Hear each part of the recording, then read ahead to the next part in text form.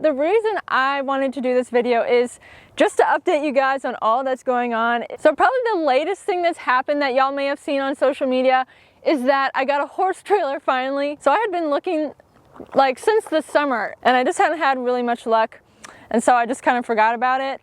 And I said, well, if there's something like 30 minutes away in my price range, I'll go and look. This trailer went up at like 9 p.m. I contacted them, went out to see it the next day, and we got it. I'll just overlay a real quick tour for y'all to see. So it's a nice tiny little 2-horse trailer, bumper pull because I'm pulling it with my Tahoe. It has a nice little tack room, which I didn't think I was gonna be able to find in a trailer, but I did. It's actually a slant load horse trailer, but there weren't dividers in it that came with it. But I'm actually fine with that. I prefer like an open trailer, and I know Tucker probably likes that more too. It is a nice sturdy little trailer. There's just some things that needed to be done. I've cleaned it out. I'm still working on like washing down the walls. There's just some rust in some places that I'm treating, so I'm sanding it down and then putting primer and paint on it. It just needs a little work, but as I said, I'm excited. It's not like it's falling apart. I am gonna go take it to get inspected this week, and then hopefully we can get on the road and go have some fun in some other places, right buddy? So another big thing that happened this week is that we launched our second online course. So we had our first online course, which was about groundwork.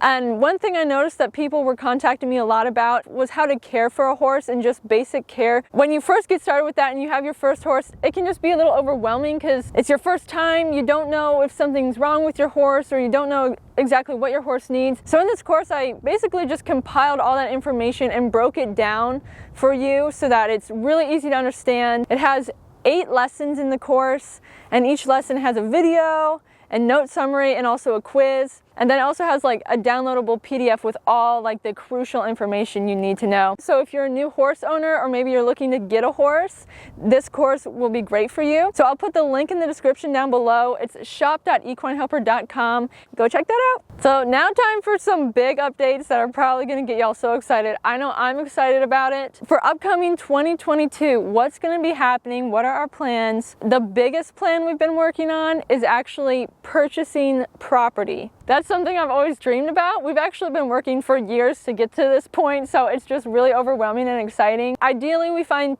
property for the horses that has a house on it, but we're also open to just buying land and building as we go. I love the barn I'm at now. The only thing is kind of with my schedule and driving back and forth, I lose a lot of time in the process of traveling to the barn. It'll just be nice when I can walk out my door and go take care of horses, go get videos and everything like that. And we've just grown to the point where like this is kind of my job, being able to have that all at the house where it's easily accessible and I can just go out and make content for you guys. I think that's gonna be really exciting. We've looked at a few properties, but they just didn't go through.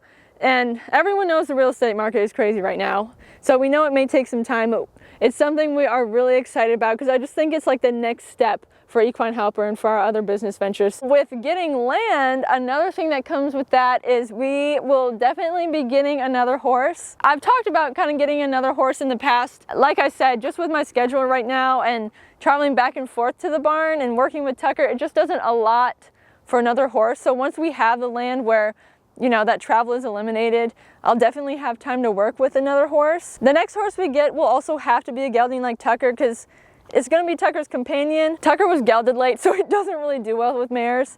So that's what we're going to be looking for. I love mares. I had mares before Tucker. I just don't want things to get crazy, so we'll stick with the gelding for now. And I kind of have an idea of where we're gonna get the horse to. Ever since I lived out in Oklahoma like 5 years ago, they have a lot of kill lots out there. And I knew some people who worked a lot with the kill lots and rescuing horses from there. And I feel like that's just something that's been on my heart to do. And so in Virginia, there's not really any kill lots, but there's some in like Pennsylvania and North Carolina. And what I want to do is just go and rescue a kill lot horse, rehab it, and then if it suits me to like keep it as a riding horse, I will. If not, I'll be sure to find it a good home and just start with that aspect. I would love to at some point like have a rescue for kill lot horses. I feel like that's something I really want to do, and we'll be sure to document that process when that happens. That will happen once we get our land because Tucker will need a companion with that. Pony boy here is getting bored, aren't ya? Aren't ya? So that's what's been going on, and I'm so excited that I got to share that with you all. Thank you for watching. Thank you all for your support. Be sure to check out that online course I mentioned down in the description, and I'll see you later this week for a weekly video.